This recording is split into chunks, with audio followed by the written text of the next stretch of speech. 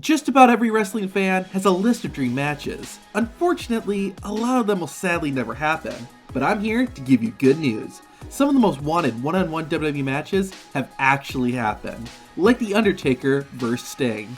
These two legends spent the majority of their careers in separate companies, which made it impossible for them to ever come face to face.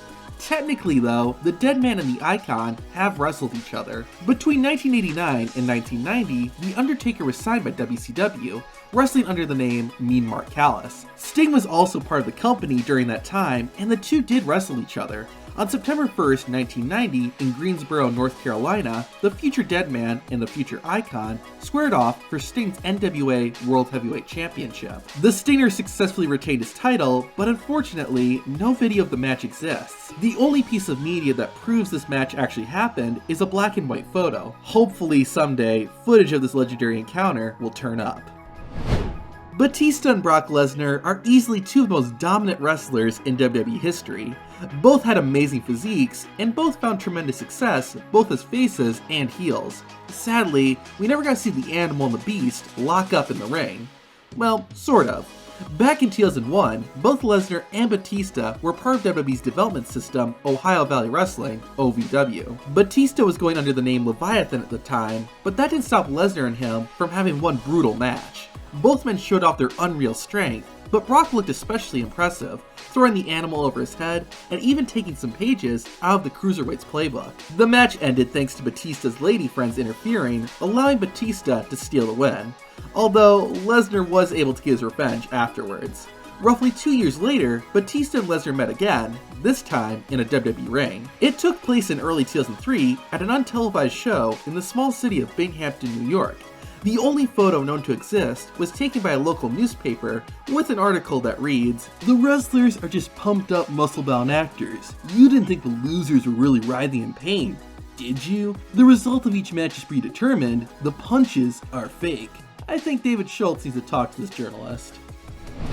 Since winning the WWE Championship in 2020, Drew McIntyre has been on another level. The Scottish Warrior always showed signs of being a major star, and becoming world champion officially made him a main event performer. Seeing Drew McIntyre face off against The Undertaker one-on-one would be awesome, but the closest we got was a tag team match at Extreme Rules. Except, that's not true. Back in 2010, a match between the Deadman and the Scottish Psychopath took place on SmackDown. A 24-year-old McIntyre did his best to take out the Phenom, but Undertaker's veteran experience allowed him to easily overpower Drew. In fact, both wrestlers' entrances were longer than their roughly 2-minute match. It's unlikely we'll get to see Drew McIntyre in a rematch with Taker, but as they say never. While you might think that Boogeyman faced off against other scary wrestlers like The Undertaker, Great Khali, and Kevin Thorne, he sadly never did. While it would have been awesome to see the Boogeyman fight those wrestling monsters, we did at least get to see him take on the Big Red Machine, Kane. In one of Boogeyman's final WWE matches, the face-painted freak took on the Devil's Favorite Demon on ECW. Of course, a battle like this was anything but normal, and Boogeyman made sure to keep things strange by offering Kane a gift of worms.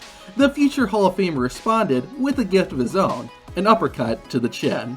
Kane proceeded to manhandle Boogeyman, but Boogie didn't go down without a fight. The Big Red Machine finally ended things with a huge chokeslam that put Boogeyman to sleep.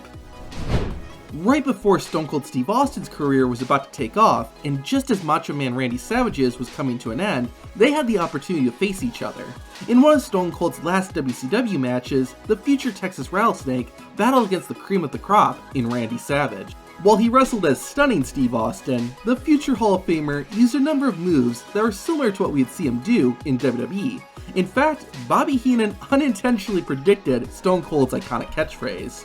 Savage doesn't care about pinning him or making him give up. Savage wants to destroy this man, and that's the bottom line. Both men got their fair share of offense in during the match, but it was the Macho Man who came out the winner thanks to his signature elbow drop. In one of his very last matches, the legendary Owen Hart took on Kurt Angle before the Olympic gold medalist had made his WWE debut. The two faced off in a match before Raw went on the air in 1999. It's unknown if the match was filmed or not, and the only remnant of it today is a single picture. According to Angle, after the match, Owen Hart was telling people backstage that Kurt was gonna be a world champion someday. Boy, was he right about that. What's a WWE Dream Match you want to see? Let us know in the comments. After that, watch the video on the left for more WWE content. Jaden Pagan asked for a shout out, so here you go. Thanks for the comment, Jaden. Until next time, I'm Zach from Tap Out Corner, and take it easy.